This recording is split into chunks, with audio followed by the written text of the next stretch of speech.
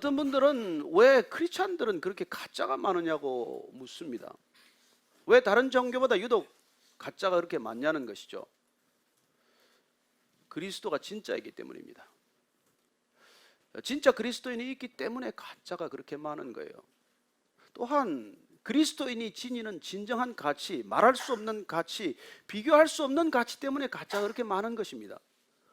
요새 들어서 가짜가 많아진 게 아니에요. 교회사를 보면 교회사는 순교의 역사입니다. 또한 교회사는 가짜 범람의 역사예요. 수많은 가짜들과 교리 논쟁을 벌였고 수많은 그 가짜들과 이단들과 싸우기 위해서 기독교처럼 그렇게 처절한 교리 논쟁을 벌인 종교는 없습니다. 어쨌든 이 그리스도인이 지니는 진정한 가치를 우리가 알기 위해서 이 사도행전을 따라가 보는 것입니다. 왜 우리가 사도행전을 봐야 합니까? 거기 진짜가 있으니까. 오늘날 이 시대 교회나 그리스도인들을 통해서 알 수 있는 것이 아니라 우리는 성경을 통해서, 복음서를 통해서, 사도행전을 통해서, 서신서들을 통해서, 신약 성경 전체와 구약을 통해서 우리는 살아계신 하나님의 흔적과 또한 그리스도인이란 어떤 삶을 살아내는 진정한 존재인지를 알 수 있기 때문에 우리가 끊임없이 성경으로 돌아가는 것이죠. 오늘도 사도 바울의 생애 가운데 중요한 한 고비를 만나게 됩니다. 그의 에베소 사역, 특별히 두란노 사역을 통해서 그가 어떤 삶을 그곳에서 살아냈고 그곳에 도대체 그가 진정한 그리스도인으로 살았을 때 그 도시에 어떤 일이 일어났는지를 보게 됩니다. 먼저 한번 19장 1절 2절 말씀 읽습니다. 시작. 아볼로가 고린도에 있을 때 바울이 윗지방으로 다녀 에베소에 와서 어떤 제자들을 만나 이르되 너희가 믿을 때 성령을 받았느냐? 이르되 아니라 우리는 성령이 계심도 듣지 못하였노라. 아볼로는 지금 에베소에서 고린도로 떠나버리고 이 바울과 길이 엇갈렸어요. 그래서 아볼로는 떠났고 지금 바울은 다시 안디옥에서 3차 선교 여행, 전도 여행을 떠난 것이죠. 그는 지금 윗길로 왔다고 되어 있습니다. 아랫길은 뱃길을 뜻한다면 윗길은 내륙지방을 관통해서 온 것이죠. 에베소로 지금 그가 왔습니다. 어떻게 해서 그가 에베소에 왔을까요? 그가 하나님께서 허락하시면은 에베소에 다시 오겠다고 약속했기 때문입니다. 에베소에 다시 오겠다고 서원했기 때문이죠. 저는 여러분들 인생 살아가면서 하나님께 서원할 수 있게 되기를 바랍니다. 하나님, 제가 그곳에 가보고 싶습니다. 그곳에 가서 복음을 전하고 싶습니다. 하나님께서 그럴 때 여러분에게 길을 열어주는 것을 경험하게 될 것입니다. 저는 여러분들이 인생이 그냥 가는 걸음이 아니라 목적을 가지고 복음을 따라 걷는 걸음을 걷기 시작하면 하나님께서 신기하게도 한 걸음 한 걸음 주의 사람들을 만나게 하시고 주님께서 인도하시는 것을 친히 느끼게 될 것입니다. 지금 이 에베소에 그냥 온 게 아니란 말이에요. 그가 한 번 더 와야 되겠다는 생각을 했고 주님께 그 말씀을 올려드렸더니 지금 그의 발걸음이 지금 에베소에 와 있는 거예요. 어떤 제자들을 만났습니다. 누굴까요? 보니까 예수님의 제자들은 아니에요. 그렇다면 세례 요한의 제자였거나 또한 어쩌면 아볼로의 제자였을 수도 있겠죠. 그들을 보자 바울은 한 번에 그분들의 신앙이 무슨 문제가 있는지를 안 것이죠. 그것은 마치 브리스길라와 아굴라가 아볼로를 만났을 때 겪었던 경험했던 그런 신앙의 문제점이에요. 설교도 좋아요. 성경도 알아. 다 잘해. 그러나 뭐가 하나 빠져 있어요. 빠져 있어. 뭐가 빠져 있는지 빠져 있는 거예요. 저는 여러분들의 신앙이 뭔가 하나 빠져 있는, 중요한 것이 하나 빠져 있는 신앙이 되지 않기를 바랍니다. 오늘 바울은 단숨에 그 문제를 지적하는 거예요. 여러분, 예수님께서도 니고데모를 보자마자 그 문제를 지적하지 않습니까? 너 지금 세상이 알아주는 유명한 종교인이라고 안심하지 말아라. 너는 지금 보니까 거듭나야 돼. 그런 지적을 했듯이 지금 오늘 사도 바울도 이 제자들이라고 다니는 사람, 어쩌면 자칭 그리스도인들이겠죠. 스스로는 제자라고 철석같이 믿고 살 거예요. 그러나 바울이 보자마자 이 사람들의 신앙은 뭐가 문제냐? 한마디로 질문하는 것입니다. 내가 믿을 때 성령 받았느냐는 것입니다. 여러분, 그리스도인이란 혼자 되는 일이 아니라고 말씀드렸습니다. 그리스도인이 된다는 것은 성령의 사람이 된다는 거예요. 성령으로만 그리스도인이 되는 것입니다. 성령으로만 그리스도인이 될 뿐만 아니라 제자의 삶을 살 수 있는 것이죠. 그래서 내가 성령을 받았느냐? 믿을 때 어쩌면 믿고 나서 내가 성령을 받았느냐? 이건 핵심적인 질문이에요. 저와 여러분들에게도 물어야 하는 질문입니다. 여러분은 성령 세례 받으셨습니까? 당신은 성령 받으셨습니까? 믿을 때 성령 받으셨습니까? 오늘날 그리스도인들의 문제는 뭐예요? 성령 안 받고 그리스도인으로 착각하고 사는 것입니다. 오늘날 교회 문제는 뭐예요? 성령 안 받은 그리스도인들이 일하겠다고 나서는 것입니다. 그리고 성령의 힘과 능력으로 일하지 않고 내 생각, 내 힘으로 내 열심을 다할 때 어떤 일이 일어날까요? 부딪히죠. 섭섭하죠. 그래서 늘 문제가 일어나는 것입니다. 하나님께서 시키신 일을 하면 하나님의 능력으로 일해야 마땅합니다. 하나님의 일을 내 힘으로 내 능력으로 하다가 사고 나는 것이죠. 하다가 지칩니다. 하다가 금방 시험에 들어요. 왜 안 알아주느냐는 거예요. 왜 나를 이렇게 대접하느냐는 것입니다. 여러분, 뭐 하나님이 일한다고 주장하지 마십시오. 하나님 시킨 적도 없어요. 본인이 하나님의 일이라고 주장하면서 하다가 본인이 삐친 거예요. 그래서 여러분들 그때는 내가 귀신 들렸구나 이걸 알아야 돼요. 내가 지금 섭섭 귀신 들어왔구나. 왜 섭섭해? 왜 섭섭해? 여러분, 하나님의 일은 하라 그래도 기쁘고 그만두라 그래도 기뻐요. 하나님의 일이라면 여기서 하라도 기쁘고 저기서 하라 그래도 기쁜 겁니다. 내 일은 여기서 해도 불만이고 저기 가서도 불만이에요.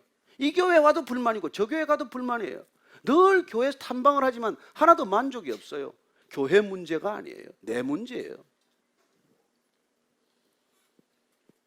믿을 때 성령을 받았느냐? 대답이 뜻밖이에요. 아니요. 우리는 성령이 계심도 듣지도 못했습니다. 뭐 이런 답변이 있어요? 아니요. 이럴 수는 없습니다. 구약이든 신약이든 성경 전체는 성경의 모습을 드러내고 있습니다. 성령님께서 그 모습을 드러내고 있어요. 태초로부터 천지가 창조될 때부터 성령이 운행하셨습니다. 성령의 역사가 아닌 기록이 없어요. 다 성령의 이게 모습을 다 드러내고 있는 것입니다. 근데 듣지도 못했다는 거예요. 그렇다면 여기서 듣지 못했다는 것은 오순절 사건을 듣지 못했다. 개개인에게 성령이 임했다. 이제는 만인에게 성령이 임했다. 그리스도를 주로 고백하는 사람들에게는 믿을 때 성령이 부어졌다. 이 얘기를 못 들었다는 고백이기도 하겠죠. 저는 여러분들이 정말 예수를 주라고 고백했다면 성령을 받으신 줄로 믿으시기 바랍니다. 사도 바울은 말합니다. 주의 영이 아니고서는 예수를 주라고 시인할 수 없다. 그렇게 말하지 않습니까? 한번 로마서 말씀 찾아볼까요?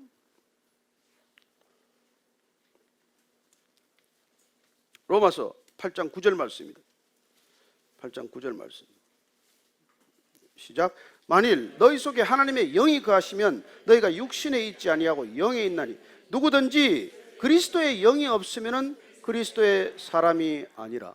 그리스도의 영, 성령이 없으면, 안 계시면 우리는 그리스도의 사람이 될 수 없어요. 예수님께서 끊임없이 이 말씀을 하셨습니다. 특별히 요한복음을 통해서, 특별히 마지막에 다락방 말씀을 통해서 예수님은 떠나기 전에 성령 얘기만 하고 가신 거예요. 내가 가고 성령이 오신다.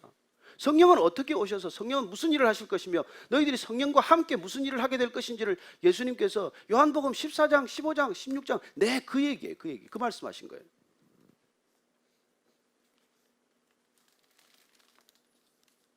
예수님께서 니고데모에게 이렇게 말씀하지 않았습니까? 제가 읽어드리겠습니다. 3장 5절이 합니다. 예수께서 대답하시되 진실로 진실로 내게 이르노니 사람이 물과 성령으로 나지 아니하면 하나님 나라에 들어갈 수 없느니라. 육으로 난 것은 육이요 영으로 난 것은 영이니 내가 네게 거듭나야겠다는 말을 놀랍게 여기지 말라. 여러분, 성령으로 거듭나지 않으면 하나님 나라에 들어갈 수도 없고 그리스도인이라고 말할 수 없다는 것입니다. 여러분이 그리스도인이 되려면 적어도 내 안에 그리스도의 영이 들어오셔야 되는 거예요. 그런데 그리스도의 영이 들어오셨습니까? 하면 글쎄요, 왔다 갔다 하시는데요. 그러면 안 되는 것이죠. 그래서 우리 신앙이 늘 답보 상태예요. 어떤 때는 계신 것 같아요. 어떤 때는 안 계신 것 같아요. 내 감정을 의지하기 때문이죠.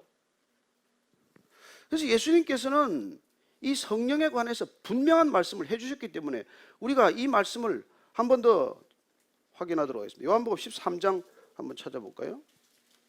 요한복음 13장 16절 17절 말씀부터 읽습니다. 시작. 내가 아버지께 구하겠으니 그가 또 다른 보혜사를 너희에게 주사. 14장 16절 17절 내가 아버지께 구하겠으니 그가 또 다른 보혜사를 너희에게 주사 영원토록 너희와 함께 있게 하리니 그는 진리의 영이라. 세상은 너희 그를 받지 못하나니 이는 그를 보지도 못하고 알지도 못함이라. 그러나 너희는 그를 아나니 그는 너희와 함께 거하시며 또 너희 속에 계시겠습니다. 나는 가지만은 그분이 오셔서 너희 속에 계시도록 하겠다. 이게 보혜사 성령을 보내주시는데 그분은 진리의 영이라는 거예요. 성령은 능력, 단순한 힘, 에너지가 아니에요. 기운이 아닙니다. 성령은 진리의 영이시고 진리를 증거하는 능력이시고 진리를 증거하는 인격이십니다. 그래서 우리는 성부, 성자, 성령, 삼위 하나님이라고 말씀하십니다. 육신으로 예수님은 우리와 영원히 계실 수 없습니다. 그리고 팔레스타인 지방 이외에는 계실 수 없습니다.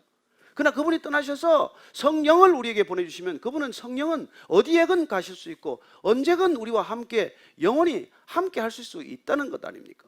그래서 우리가 성령을 받아야 그리스도인이 된다는 말씀을 해주신 것이죠. 그 뒤에 26절 한 번 더 읽겠습니다. 시작. 보혜사 곧 아버지께서 내 이름으로 보내실 성령 그가 너희에게 모든 것을 가르치고 내가 너희에게 말한 모든 것을 생각나게 하리라. 왜 보혜사가 오셔야 합니까? 그분이 오셔야 내가 모든 것을 가르치고 말한 모든 것을 비로소 생각나게 하고 깨닫게 한다는 것입니다. 왜 예수님 말씀이 안 깨달아지겠어요? 왜 예수님이 너를 위해 죽었다, 그러니까 내 죄 문제는 다 사함을 받았다, 이런 말이 우리에게 감동이 안 될까요? 그분이 안 계시면 그런 말씀 믿어지지 않습니다. 나하고 상관이 안 생깁니다. 성령이 오셔야 마치 브릿지가 생긴 것처럼 그분과 나하고 관련이 생기고 연관이 생기고 관계가 생기지. 그분이 안 계시면 예수님은 예수고 나는 나예요. 그래서 예수님에 관해서는 알지만 예수님을 나는 경험하지 못하는 것이죠. 그래서 예수에 대해서 가장 좋은 설교를 했던 아볼로조차도 예수님과 관계 없는 사람이 되고 마는 거예요. 저는 여러분들이 예수님과 관계를 맺게 되기를 바랍니다. 그래서 성령을 사모하는 것이죠. 그래서 예수님을 그토록 3년간 따라다니고도 예수님을 곁에 두고 예수님에 대해서 얼마나 많이 알겠어요. 그러나 예수님께서 지금 그들에게 말씀하십니다. 너희들 내가 떠나야 되는 이유는 말이야, 보혜사 성령이 오셔야 되는 이유는 말이야, 그래야 비로소 너희들은 내 말이 기억나고 생각날 거예요. 곁에서 지금 무슨 말을 해도 무슨 말인지 못 알아들어요.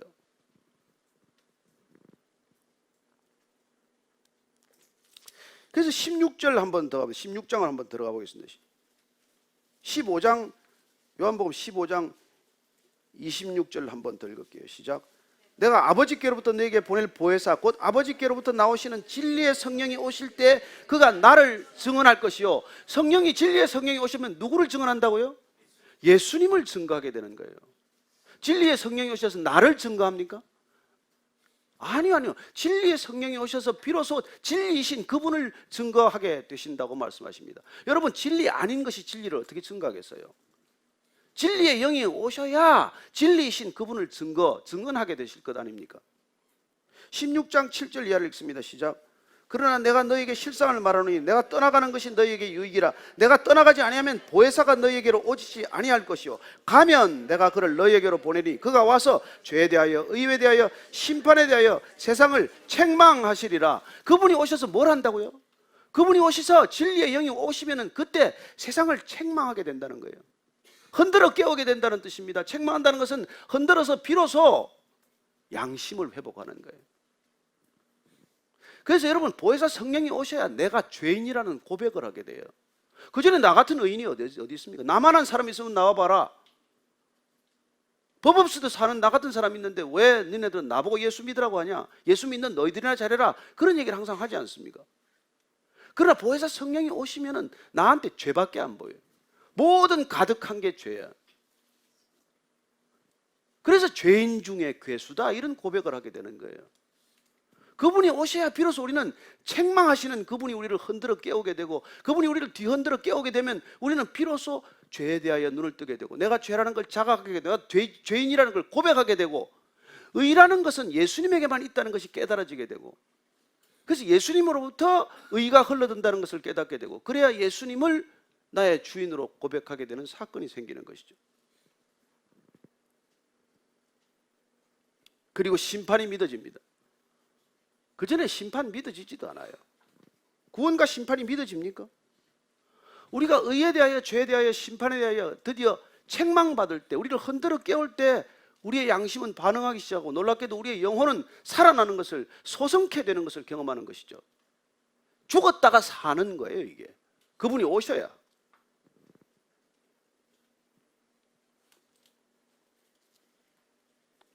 오늘 사도 바울은 그런 성령을 내가 받았느냐는 거예요.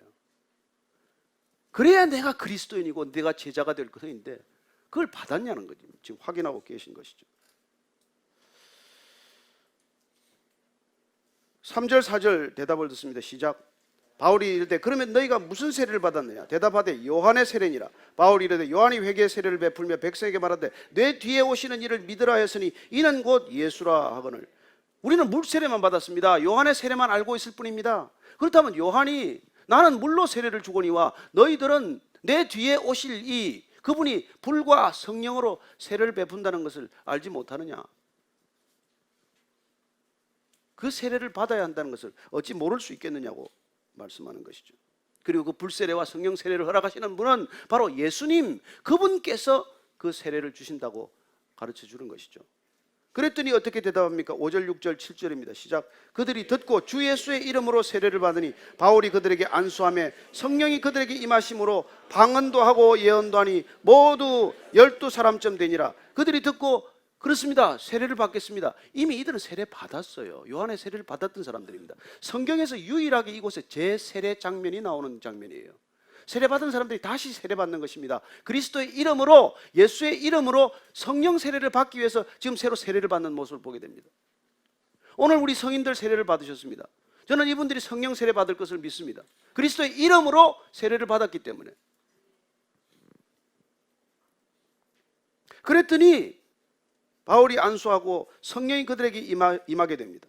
그리고 방언도 하고 예언도 하고 모두 12사람쯤 된다고 말합니다. 왜 이들이 방언도 하고 예언하는 것을 기록했을까요? 이게 마가의 다락방에 임했던 오순절 사건의 재판이다, 그 말 아닙니까? 마가의 다락방에 임했던 오순절 사건이 지금 미니 오순절 사건으로 다시 재현된 것입니다. 백부장 고넬료의 집에서 임했던 성령 사건과 동일한 사건입니다. 빌립과 요한이 가서 사마리아 땅에서 임했던 성령 사건과 같은 사건입니다. 그렇습니다. 오순절날 성령이 강림한 이후로 그 성령 재현 사건은, 성령 강림 사건은 무슨 사건일까요? 본질이 예수를 주라고 고백하는 이 믿음 사건, 이 믿음 사건은 개인의 구원에 관한 사건이에요. 그러나 오순절 사건을 비롯해서 사도들이 가서 성령이 임하고 함께 모든 사람들이 교회로 탄생하는 이 사건이야말로, 이 오순절 사건은 교회 사건이라는 것입니다. 여러분들 개개인이 구원받았어요. 그러나 구원받은 교회 공동체가 다시 한번 그리스도를 주라고 선포할 수 있는 능력의 공동체가 되기 위해서는 교회 공동체가 능력을 받아야 되는 거예요. 왜 교회가 지금 이렇게 무기력해졌습니까? 교회 전체가 지금 성령 세례를 받지 못했기 때문이죠. 사람은 많은데, 건물은 큰데, 돈은 많이 가지고 오는데 무슨 능력이 있냔 말이에요. 오순절날 임했던 그 성령 강림이 지금 이 시간 동일하게 교회에 부어져야 교회는 세상을 향해 뛰쳐나가는 놀라운 공동체가 되는 것이죠. 여기 주저앉아서 머물러 앉아서 우리끼리 여기가 좋사오니 그냥 무슨 사역 무슨 세미나 그런 일로 세월을 보내는 게 아니라 성령 세례가 임해야 그들은 뛰쳐나가는 사람이 되는 거예요. 여러분, 지금 우리가 사는 이런 방식대로 세상을 변화시킬 수 있습니까? 지금 한국 교회가 하고 있는 이런 일들로 세상이 변하겠습니까? 그러나 초대교회는 소수의 사람이었지만은 성령에 붙들렸을 때 그들은 전혀 다른 사람이 되었어요.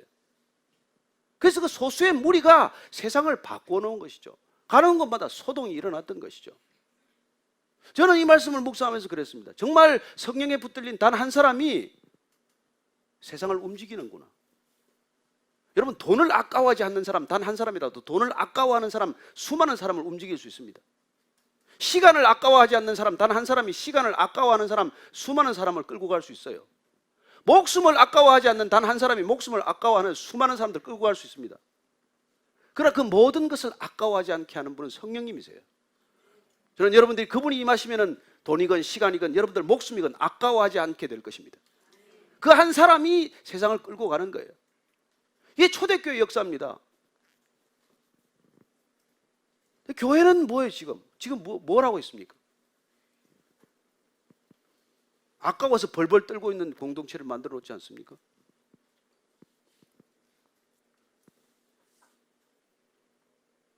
그래서 이런 지금 초대교회가 가는 곳마다 이런 오순절 사건을 경험하는 것이죠. 성령 강림 사건이 오는 거예요. 그래서 성령 세례가 부어지는 것, 이 세례는 교회가 능력 있는 공동체가 되도록 하는 성령 강림 사건이라는 것입니다. 그렇다면 예수를 주라고 고백했을 때 받았던 성령은 무엇고, 지금 오순절 성령 강림 사건은 어떤 사건이라는 것입니까? 다른 겁니까? 다른 것이죠. 그래서 우리가 오순절 계통의 교회는 이것만이 성령 세례라고 말하는 어리석음을 또 범하고 있습니다. 마치 은사가 나타나야 되는 것처럼 얘기하고 있어요. 그건 은사주의의 하나의 잘못된 표현입니다. 성령은 여러분 능력 그 자체가 목적이 아니에요. 방언하고 예언하는 그 자체가 목적이 아닙니다. 진리를 증거하는 게 목적이에요. 교회가 교회되게 하는 것이 목적입니다. 교회가 땅끝까지 이르러 증인되는 능력을 갖도록 하는 것이 성령의 목적이에요.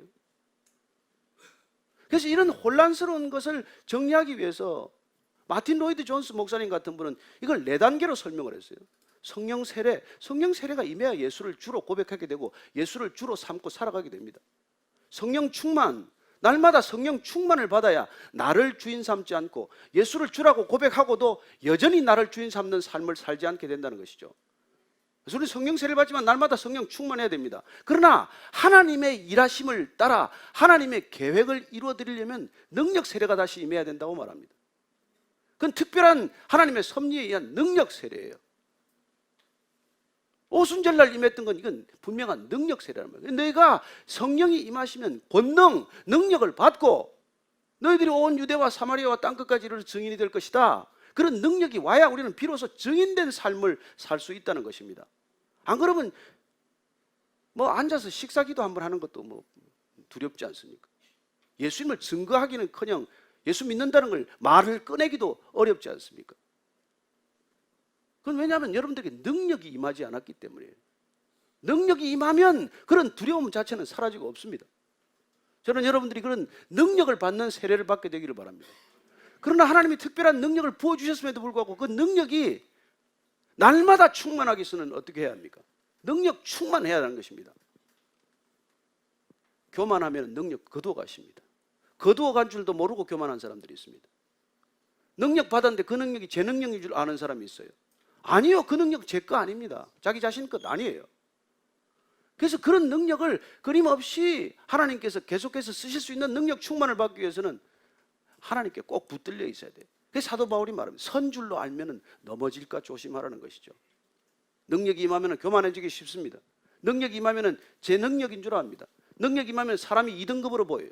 능력 없는 사람들은 무기력한 그리스도인으로 보게 됩니다. 그런 교만이 임해서는 안 된다는 것이죠. 저는 여러분들이 정말 성령 충만하기를 바라지만 주님께서 특별히 여러분들에게 각 사람에게 이 시대를 이길 만한 능력 세례가 함께 부어지기를 축복합니다. 불처럼 바람처럼 임했던 이 성령 세례는 능력이 분명히 주어진 거예요. 그 능력의 사인이 예언일 수도 있고 방언일 수도 있고 구제일 수도 있고 권면일 수도 있고 말씀을 가르치는 것일 수도 있고 설교하는 것일 수도 있고 선교하는 것일 수도 있고 어떤 능력이건 하나님께서 그 능력을 부어주실 때 여러분들은 성령 충만을 넘어서서 그야말로 능력 충만한 그리스도인이 될 것입니다. 교회가 그런 능력을 갖도록 하기 위해서 성령 세례가 부어진 거예요. 그래서 120명에게 한꺼번에 성령 세례가 부어진 것입니다. 그날 120명들은 다 마가에다라고 해서 성령 세례를 불의 혀같이 갈라진 성령이 임하는 것을 경험했고 불처럼 바람처럼 임하는 성령이 임했을 때 어떻게 됩니까? 뛰쳐나가는 거예요. 밖으로 뛰쳐나가는 거예요. 머물러 있지 못해요. 한 곳에 가만히 있지 못해요.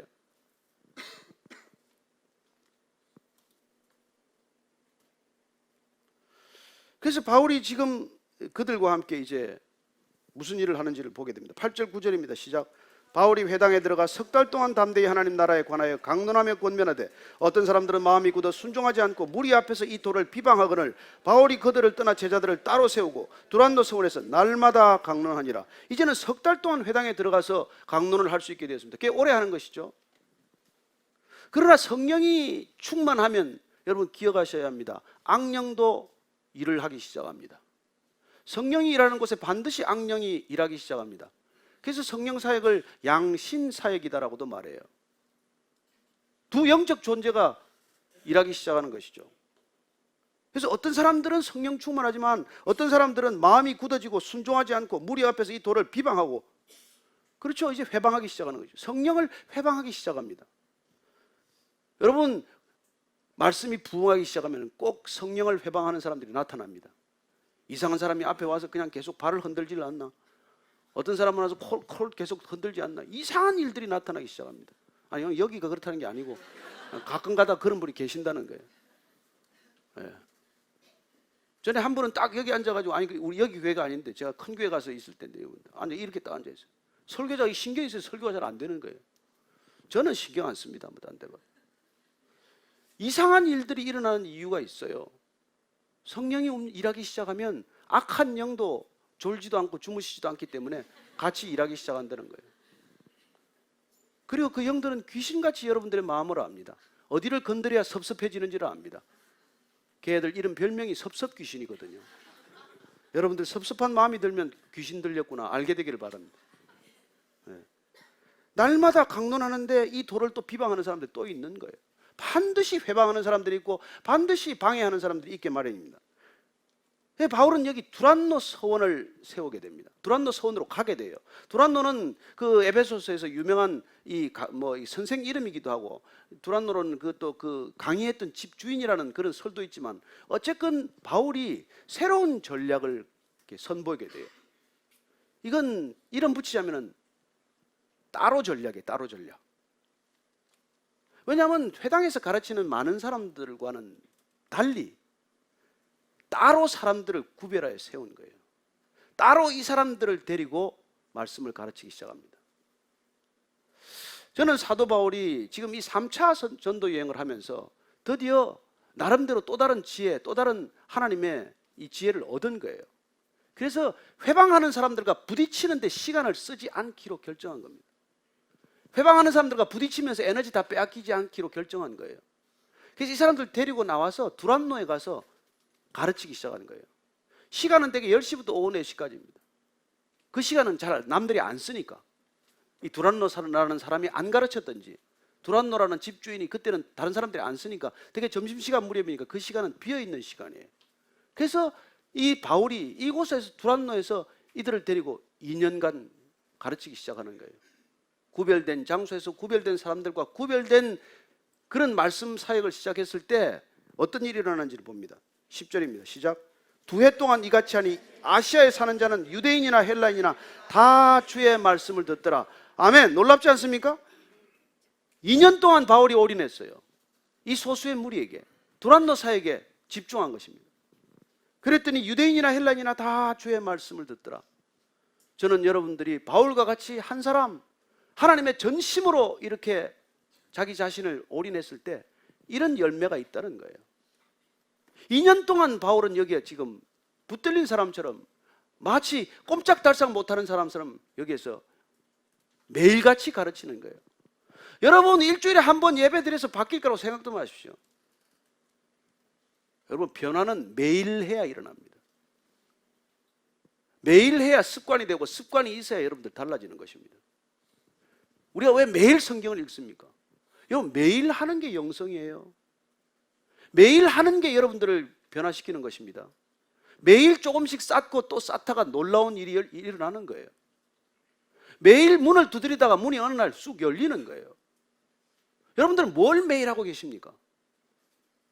여러분들이 하나님의 자녀가 되었다면, 여러분들이 예수님을 따르기로 결단했다면, 예수님과 관계 맺는 시간, 예수님을 묵상하는 시간, 예수님을 적어도 경배하는 시간이 매일 있어야 될 것 아닙니까? 매일.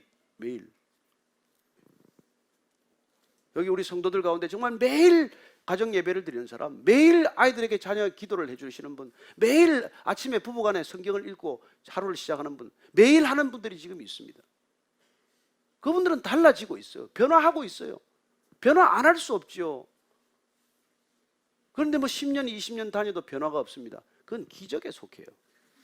그건 기적입니다. 그런 기적을 여러분들 경험 안 하게 되기를 축복합니다.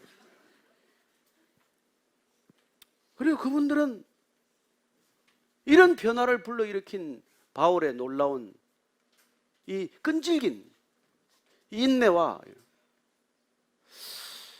저는 어떻게 하면 여러분들이 정말 변할 수 있을까? 하나님은 어떻게 여러분들을 변화시키기를 원하실까? 말씀을 날마다 읽는 거예요. 날마다 말씀을 묵상하는 것입니다. 저는 여러분들이 그런 과정 속에서 날마다 변화할 것을 믿으시기 바랍니다. 그리고는 능력이 나타났어요. 하나님이 바울의 손으로 놀라운 능력을 행하게 하시니 심지어 사람들이 바울의 몸에서 손수건이나 앞치마를 가져다가 병든 사람에게 얹으면 그 병이 떠나고 악기도 나가더라. 누가는 이런 표현을 즐겨 기록하지 않습니다. 그럼에도 불구하고 그가 이런 기록을 한 것은 이 능력을 무슨 뭐 이렇게 알리기 위해서가 아니라 사도 바울에게도 사도 베드로와 같은 능력이 나타남으로써 바울의 사도권을 인정하고자 하는 의도가 있는 것이죠. 바울은 늘 그 사도권에 대한 진정성을 공격받거나 의심당했습니다. 그러나 동일하게 성령에 붙들린 사람이 되면 성령의 능력이 나타나게 되고 성령의 능력이 나타나면 이런 일들이 있다는 것을 기록하고 있는 것이죠. 13절 이하를 읽습니다. 시작. 이에 돌아다니며 마수라는 어떤 유대인들이 시험삼아 악기 들린 자들에게 주 예수의 이름을 불러 말하되 내가 바울이 전파하는 예수를 의지하여 너에게 명하노라 하더라. 유대의 한 제사장 스게와의 7 아들도 이 일을 행하더니 악기가 대답하여 이르되 내가 예수도 알고 바울도 알거니와 너희는 누구냐 하며 악기 들린 사람이 그들에게 뛰어올라 눌러 이기니 그들이 상하여 벗은 몸으로 그 집에서 도망하는지라. 이런 에피소드 같은 게 왜 들어가 있을까요? 성령의 능력이 나타났더니 악한 귀신들이 떠나는 것을 기록하고 있는 것이죠. 여러분, 성령이 일하시기 시작을 하면 악한 귀신들이 못 견딥니다. 저는 여러분들의 성령의 사람이 되면 여러분들 가정에 악한 귀신이 틈타지 못할 것을 믿으십시오. 이 교회 성령이 일하시기 시작하면 악한 귀신들 발을 못 붙이고 떠날 줄로 믿습니다. 저는 여러분들이 아침마다 기도하면 새까맣게 붙어있던 귀신들이 다 떠날 줄로 믿으시기 바랍니다. 빛이 임할 것입니다. 지붕을 뚫는 여러분의 기도가 되기를 축복합니다. 성령의 기도는 그런 능력이 있는 거예요. 짙은 어둠을 뚫고 빛처럼 올라가는 그런 능력을 경험하게 될 것입니다. 저는 이런 교회의 능력이 오늘날 회복되기를 축복합니다. 이 땅의 모든 교회가 그런 능력을 회복한다면 여러분 이 세상이 안 변하겠습니까? 그런데 이게 또 이 마귀들이 이것도 가만두지 않습니다. 마귀들이 흉내를 내는 거예요. 이곳 에베소는 그 당시 인구가 25만 되는 큰 도시였고 여기도 굉장한 부가 많은 도시였습니다. 그래서 부적들이 그렇게 많았던 도시라고 해요. 그걸 에베소 증서라고 불러요. 우리로 치면 부적이죠, 부적. 그런 것들을 사방에 이렇게 가지고 다니고 지니고 다녔던 사람들입니다. 그리고 또 퇴마사, 이 귀신 쫓는다는 마술 부리는 사람들도 적지 않았다고 해요. 근데 이런 사람들에게 이 악기 들린 자들에게 주 예수의 이름을 불러 말합니다. 바울이 전파하는 예수를 의지하여 명령한다. 바울을 파는 것이죠. 예수를 들먹이는 것이죠. 그랬더니 제사장 스게와의 7 아들들도 이 흉내를 낸 거예요. 바울에게 귀신이 떠나고 능력이 나타나는 것을 한번 흉내를 내본 것이죠. 예수 이름만 들먹이면 되는 줄 알았던 것이죠. 저는 여러분들이 예수 이름만 들먹이면 능력이 나타난다고 생각하지 않게 되기를 바랍니다. 믿음으로, 거룩의 영으로, 성결의 영으로, 말씀의 영으로 여러분들이 충만할 때 이런 능력이 나타나지 그냥 그리스도의 이름만 들먹인다고 이게 되냔 말이에요. 그랬더니 이 7 아들들이 어떻게 됐습니까? 악기가 대답하여 이르되 내가 예수도 알고 바울도 알거니와 너희는 누구냐? 귀신이 우리한테 그렇게 말하지 않게 되길 바랍니다. 예수도 알고 바울도 아는데 넌 누구냐? 넌 어떤 자냐? 예수님께서 이 땅에 오셨을 때 여러분 신기하게도 귀신들이 제일 먼저 알아본 거 아시죠? 누가복음 4장 한번 찾아봅니다.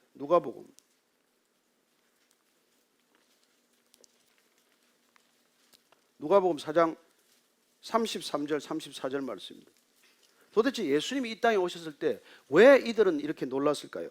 시작. 회당에 더러운 귀신 들린 사람이 있어 크게 소리질러 이르되 아 나사렛 예수여 우리가 당신과 무슨 상관이 있나이까? 우리를 멸하러 왔나이까? 나는 당신이 누구인 줄 아노니 하나님의 거룩한 자니이다. 아, 귀신들이 알았어요.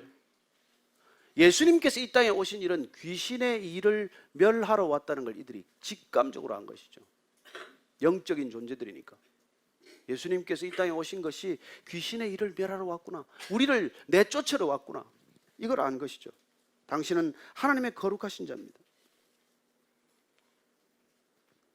누가복음 8장 28절을 보면 이렇게 돼요. 예수를 보고 부르짖으며, 이 그라사의 광인, 그라사의 귀신 들린 자가 이렇게 말합니다. 예수를 보고 부르짖으며 그 앞에 엎드려 큰 소리로 불러 이르되 지극히 높으신 하나님의 아들 예수여 당신이 나와 무슨 상관이 있나이까? 당신께 구하노니 나를 괴롭게 하지 마옵소서. 누가 괴롭혔는데요? 저는 여러분들이 성령 충만해서 성령의 사람이 되어서 가면은 이유도 없이 여러분들을 미워하고 힘들어하고 괴로워하는 사람이 있을 것입니다. 여러분들이 두려워할 일이 아니에요. 그건 그 사람들의 몫입니다. 여러분들이 세상을 담대히 살아가야 할 이유는 여러분들 때문에 그 사람들이 두려워해야 한다는 거예요. 왜 여기 왔나? 우리가 벌벌 떨 일이 아니고. 그래서 이게 지금 막 귀신이 그 스게와의 아들들 갖다가 발가벗겨 가지고 그냥 상처를 입혀서 그냥 도망가는 걸 보게 됩니다. 귀신들 힘이 셉니다. 여러분 아시죠? 귀신들 힘 센 거. 여러분 목사는 작두 타는 사람 없지 않습니까? 작두도 타요. 그런 능력을 보이는 거예요. 사람을 두렵게 만듭니다. 사람을 끊임없이 공포 가운데로 몰아가는 것이죠. 그러나 사도 바울이 왔을 때 이 에베소는 어떤 변화를 일어나는지 놀라운 변화를 기록하고 있습니다. 17절부터 19절까지입니다. 시작. 에베소에 사는 유대인과 헬라인들이 다 이 일을 알고 두려워하며 주 예수의 이름을 높이고 믿은 사람들이 많이 와서 자복하여 행한 일을 알리며 또 마술을 행하던 많은 사람이 그 책을 모아가지고 와서 모든 사람 앞에서 불사르니 그 책값을 계산한 적 은 5만이나 되더라. 에베소에 사는 모든 사람들이 이 일을 알게 되었습니다. 바울이 어떤 능력을 가졌고 그 바울의 흉내를 내던 사람들이 어떤 창피를 당했는지 알게 되었습니다. 그래서 드디어 예수의 이름을 높이는 일이 일어나는 것이죠. 저는 저와 여러분들을 통해서 예수의 이름이 높아지기를 원합니다. 이 베이직 교회를 통해서 교회 이름이 나지 않고 제발 예수님이 높임 받기를 원합니다. 그렇게 많은 사람들이 와서 그 앞에 와서 자복하고 행한 일을 말하고 회개가 일어나는 것이죠. 여러분 진정한 부흥은 회개가 이렇게 일어나는 것입니다. 1907년 평양 대부흥이란 무엇입니까? 회개운동 아닙니까? 죄를 토설하기 시작하고 내가 어떤 죄를 지었는지를 자각하기 시작하고 그걸 그냥 대중 앞에서 공중 앞에서 회개하기 시작하면서 일어난 것이 부흥 아닙니까? 진정한 부흥 아닙니까? 여러분들 안에 성령이 오시면, 말씀이 오시면, 빛이 임하면 그런 회개가 일어나는 것이죠. 그럴 때 우리는 이 도시 전체가 소동하는데 놀랍게도 이번에는 은 5만이나 되는 책을 가지고 다 나와서 불사오는 거예요. 마술책들입니다. 어떻게 하면 비법, 우리로 치면 뭐 토정 비결 같은 것일 수도 있고 그런 책들 다 모아다가 파는데 책값만 해도 5만, 은 5만이라고 되어 있어요. 5만 데나리온입니다. 1데나리온 하루 품삯아니에요. 그러면은 은 5만이면 얼마입니까? 하루 5만 원이면 25억이요. 하루 10만 원이면 50억 원어치나 되는 책을 다 갖다가 불살라 버렸다는 거예요. 여러분 성령이 임했더니 회개가 일어나고 사람들이 놀랍게도 그 시대의 문화를 바꾸는 일이 일어났다는 거예요. 저는 지금 공중파에 귀신 문화가 들어온 걸 진짜 여러분 우리가 통산하고 같이 기도해야 합니다. 무슨 프로그램마다 그런 이상한 것들이 들어가 있습니까? 그러나 정말 성령이 임하고 교회가 정말 성령 충만하면은 그들이 두려워하고 그들이 그 일을 떠나야 되는 것이죠. 저는 우리가 기도하면은 정말 음란 사이트들이 폐쇄될 줄로 믿습니다. 저는 우리가 같이 기도하면 술집이 문을 닫을 줄로 믿습니다. 우리가 정말 그런 합심해서 기도하는 게 그런 기도 제목이어야 되지 않겠습니까? 그래 세상이 변하는 걸 보지 않겠습니까? 20절 말씀 읽고 마칩니다. 시작. 이와 같이 주의 말씀이 힘이 있어 흥왕하여 세력을 얻으니라. 이때 점점 말씀이 힘이 생기는 거예요. 말씀이 힘이 있어야 교회가 흥왕하는 것입니다. 말씀의 능력으로, 성령의 능력으로 교회가 배가 되는 거예요. 교회가 성장하자는 게 아닙니다. 처치 그로스가 아니라 우리가 이걸 처치 멀티플리케이션이라고 그래요. 우리가 전에 세미나 할 때, 우리가 한번 수련할 때 그런, 우리 처치 그로스를 우리는 목적으로 하지 않는다. 교회가 커지고 교회가 성장하고 이걸 목적으로 하는 게 아니라 하나님의 나라가 확장되는 것, 그런 처치 멀티플리케이션, 우리가 그 길로 가보자. 성경대로. 그래서 우리가 계속 교회 개척이라는 그 모델에서 벗어나서 목사가 주도하는 교회 개척이 아니라 성도들이, 은혜 받은 성도들이, 성령 받은 성도들이, 말씀이 충만한 성도들이 각자 흩어져서 교회가 되는 것. 그래서 우리는 지금 디아크라는 그런 공동체가 생겼고, 바움이라는 지난번에 갔다 우리 김동현 사모 같이 이게 찬양 하면서 같이 예배를 드렸어요. 우리 성도들 같이 가서 예배 드렸는데 이미 그게 교회란 말이에요. 바움 처치가 되어 있는 거예요. 그리고 또 우리 또 성도 한 분이 지금 르호봇이라고 하는 또 이게 작은 예배 공간을 마련하고 있습니다. 목사가 교회를 세우는 게 아니라 성도가 자기가 받은 은혜를 나누기 위해서 예배 드릴 수 있는 공간, 찬양하고 기도할 수 있는 공간, 이런 공간들을 점점 삶의 자리에서 일터에서 만들어가는 것, 이게 처치 멀티플리케이션이란 말이에요. 베이직 교회가 커지고 무슨 5,000명, 10,000명이 되는 그런 교회 성장을 꿈꾸는 것이 아니라 성도들이 은혜 받고 성도들의 말씀이 충만해졌을 때 이런 일들이 일어나는 것을 흥왕한다고 말하는 것이죠. 그리고는 세력을 얻는다고 말합니다. 무슨 우리가 교회 세력을 확장하는 거예요? 아니요. 점점 교회가 든든히 세워지는 것, 하나님의 백성들이 점점 더 강하게 세워지는 것, 그걸 우리는 꿈꾸는 것이죠. 이게 초대교회가 갔던 길이라고 하는 것입니다. 우리가 왜 사도행전을 따라가면서 이 베이직교회가 어떻게 가야 할 것인가? 오늘 우리가 여기서 드리는 마지막 예배요. 다음 주는 공동체로 흩어져서 또 예배 드릴 것이고 9월 첫 주는 전혀 다른 장소에서 예배 드리게 됩니다. 누가 우리 교회 이사 간다고 그랬더니 교회가 어떻게 이사를 가냐 그래요? 왜 못 갑니까? 다 흩어져도 될 판인데. 저는 우리가 어디로 가든 우리가 교회이기 때문에, 우리가 교회가 가서 예배 드리는 곳, 그 예배 처소는 우리가 예배를 드리기만 시작하면은 하나님의 나라, 하나님의 장소가 될 줄로 믿으시기 바랍니다. 공지 잘 보세요. 어딘지도 모르고 또 장소 놓치지 말고, 장소는 알고 오셔야 될 거 아닙니까? 우리가 정말 이 놀랍게도 바울이 가는 곳마다, 바울이 에베소에서 2년 사역했더니 에베소 도시 전체가 이런 놀라운 변화를 경험하는 것이죠. 저는 그리스도인들 때문에 이 땅의 문화가 바뀌기를 축복합니다. 저와 여러분들을 통해서 삶이 바뀌기를 축복합니다. 세상 너무 쫓아가지 마십시오. 세상과 접점을 놓쳐서도 안 되지만 세상의 기준이 아닙니다. 저는 진정한 하나님의 사람들, 성령 충만한 사람들, 믿을 때 성령 세례 받은 사람들, 믿을 때 능력 세례가 임한 사람들을 통해서 이 땅이 변할 줄로 믿습니다. 오늘 이 베이직교회 성도들 한 사람 한 사람이 그런 능력 세례를 사모하는 기도를 올려드리고, 한 주간 그렇게 능력 있는 그리스도의 능력으로 살다가 다시 9월 첫 주 예배 때는 저쪽에서 모일 수 있게 되기를 바랍니다. 같이 기도하십시다. 하나님 아버지, 주의 마음을 품고 주께서 인도하는 걸음을 걷기를 원합니다. 구름기둥 굴기둥 따라가기를 원합니다. 머무르고 싶지만, 여기가 조사오니 여기 초막셋을 짓고 살고 싶지만, 그러나 주님께서 움직이라 하면은 따라가는 우리 모두가 되게 해 주옵소서. 순종하고 걷는 걸음이 되게 해 주옵소서.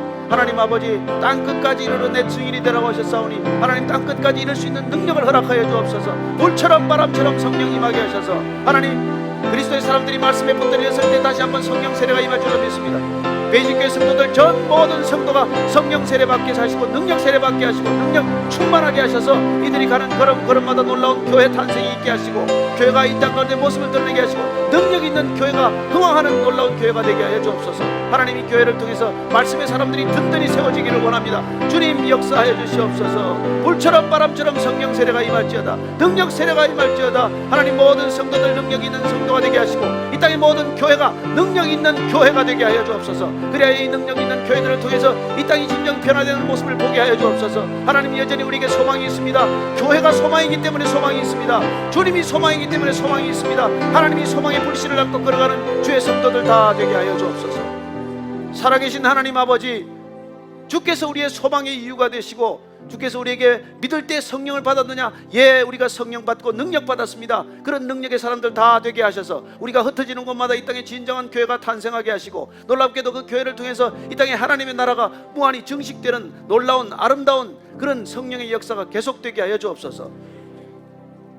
초대교회 사도행전적인 얘기로 끝난 것이 아니라 우리가 이 얘기를 이어가고 이 얘기를 같이 함께 써갈 수 있는 거룩한 믿음의 성도, 능력 있는 믿음의 성도들 다 되게 하여 주옵소서. 예수님 이름으로 기도합니다.